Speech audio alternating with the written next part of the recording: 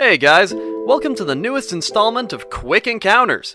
For those not familiar with the series, we propose some brief encounters for Dungeon Masters to incorporate into their campaigns or to run as one-shots. This episode's encounters are themed around giants, the big brutes of the D&D world. Now, without further ado, let's get into it. Encounter 1. Oni Plans. In this scenario, as the party is journeying through a fairly nondescript forest, they find themselves encountering a panicked halfling sprinting towards them. This halfling introduces himself as Oliver Nicholas Illum, or another name of your choice, and asks the party for help. According to Oliver, several halflings have been kidnapped by several vicious ogres, and he needs some help in rescuing them.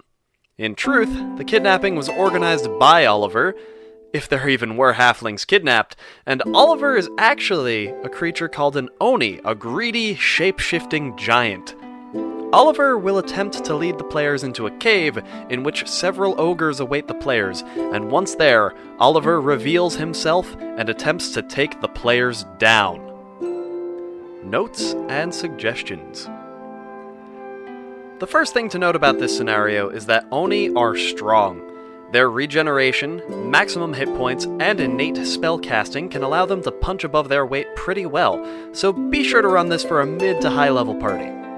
As for why this Oni has his sights set on the players, or he could have his sights set on a precious magic item that the players have in their possession. Additionally, I suggest giving the Oni a few magic items or magic scrolls himself. These can both serve as rewards for taking the Oni down, and add an additional layer of threat to the Oni in combat depending on what you give him. Be sure to adjust what the Oni has according to what your party is capable of. If the party has a lot of casters, he may have a couple of scrolls of counterspell, for example.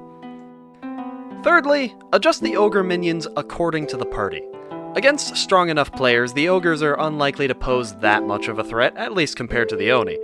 The number of ogres and the variety of different abilities they have is up to you, but there should be at least enough to prevent the party from focus firing the Oni until he's a big pile of ashes.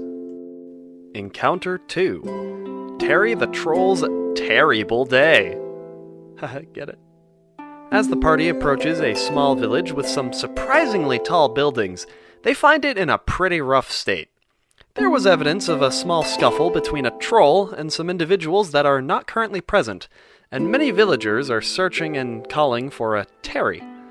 The players will quickly find, through either asking questions or searching around, that one of the village residents is a friendly troll named Terry, and that a group of brutes beheaded him thinking they were saving the village and expecting a reward.